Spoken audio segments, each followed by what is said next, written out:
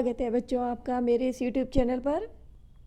आज हम जो हैं केकई का अनुताप, जो कि मैथिली शरण गुप्त जी द्वारा रचित है, उनके द्वारा लिखा गया है और उनके साकेत महाकाव्य से लिया गया है। इसकी कुछ पंक्तियों की व्याख्या करेंगे। तो देखिए, यह सच है तो अब लौट चलो तुम घर को, चौंके सब सुनकर अटल केकई स्वर को। तो प्रसंग ये यहाँ पर यह है कि जब श्री राम केकई से कहते हैं कि भरत को जन्म देकर भी वो उन्हें समझ ना पाई, तो उसी बात को लक्ष्य करके केकई जो है राम से कहती हैं। तो देखिए क्या कहती हैं, यह सच है तो अब लौट चलो तुम घर को, चौंके सब सुनकर अटल केकई स्वर को।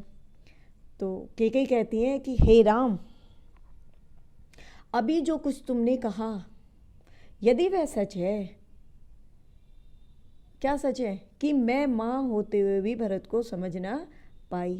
तो कह रही है यदि वो सच है, अभी जो तुमने कहा, तो तुम अब अयोध्या को लौट चलो। चौंके सब सुनकर अटल केकई स्वर को, अटल मतलब दृढ़, तो केकई के दृढ़ स्वर को सुनकर सब जो है चौंक उठे। सबने रानी की ओर अचानक देखा। तो क्या कह रहे हैं कवि कह रहे हैं कि सबने अचानक से रानी केकई की ओर देखा। वैधव्य तुषार व्रता यथा विधुलेखा, बैठी थी अचल तथापि असंख्य तरंगा। वैधव्य मतलब विधवा, तुषार व्रता मतलब एक तरीके से वो होता है पाले से ढका हुआ। यथा विधुलेखा हो गया चंद्रमा की किरणें, चांदनी। तो कह रहे हैं कि वैधव्य तुषार व्रथा यथा विधुलेखा। तो कवि कहते हैं कि उस समय वह विधवा के वेश में ऐसी लग रही थी कि मतलब सफेद वस्त्र धारण किए वो ऐसी प्रतीत हो रही थी। तुषार व्रता मतलब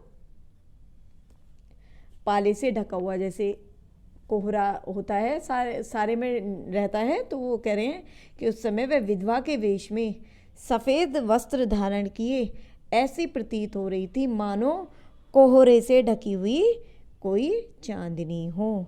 बैठी थी अचल वही स्थिर, तथापि असंख्य तरंगा मतलब अनेक तरंगों से पूर्ण।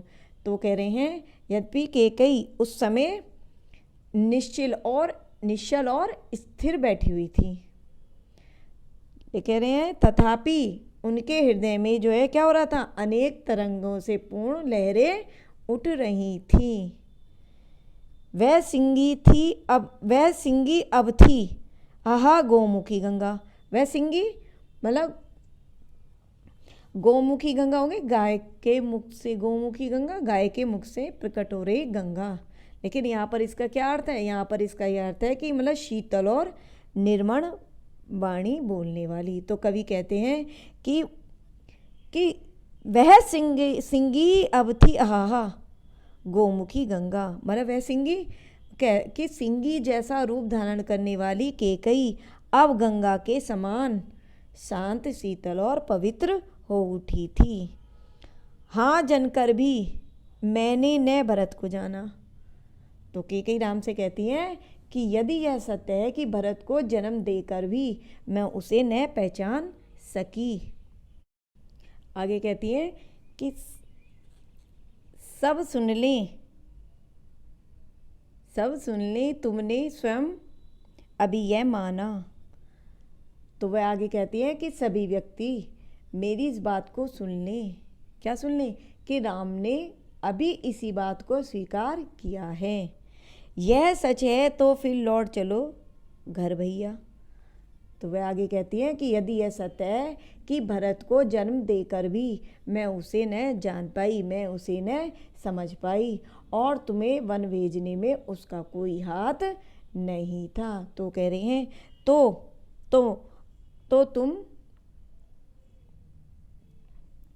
तो अपराधिन मैं हूँ तात तुम्हारी मैया।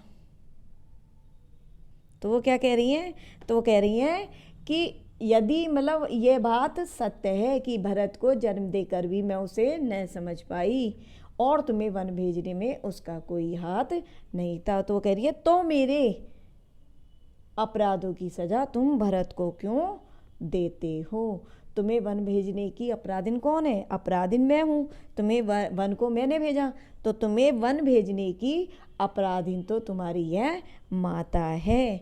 तो कह रही हैं इसलिए दंड की भी भागी मैं ही हूँ। वो कह रही हैं कि इसलिए तुम मुझे जो चाहे दंड दे लो, किंतु अब तुम घर को लौट चलो।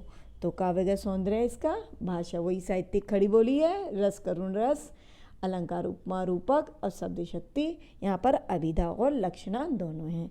अब इसका प्रसंग संदर्भ तो वही है आपका संदर्भ, और पहला प्रश्न यही आता है कि पाठ का नाम क्या है और रचयिता का या कवि का क्या नाम है।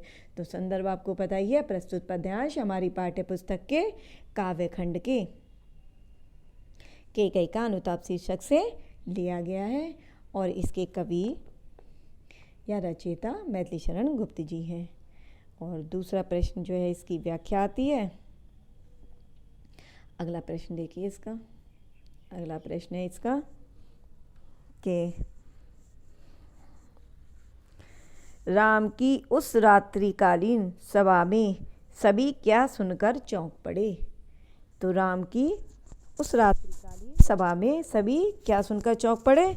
तो उत्तर है इसका, राम की उस रात्रिकालीन सभा में सभी कैकेयी के दृढ़ अटल स्वर को सुनकर चौंक पड़े कि हे राम, यदि तुम्हारी यह बात सत्य है कि मैं माँ होते हुए भी अपने पुत्र भरत को न समझ पाई, तो तुम अब घर लौट चलो। अर्थात वो कह रही हैं कि अपनी नासमझी में जो मैंने तुम्हें वनवास की कामना की थी, मेरी उस भूल को तुम भुला दो और वापस अयोध्या वापस लौट चलो।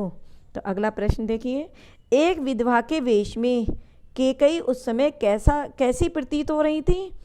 तो कह रहे हैं कि एक विधवा के वेश में कैकेयी उस समय सफ़ेद वस्त्र धारण किए ऐसी प्रतीत हो रही थी मानो कोहरे से ढकी कोई चांदनी हो।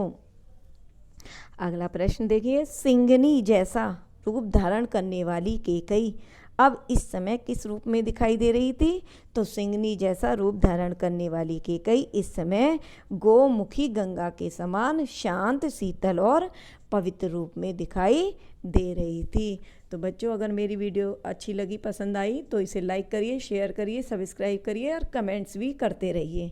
बच्चे कमेंट्स करते हैं तो उससे जो है मोटिवेशन भी मिलता है और समझ में ये आता है कि मेरा पढ़ाया हुआ, मेरी व्याख्या करी हुई आपके समझ में आ रही है या नहीं।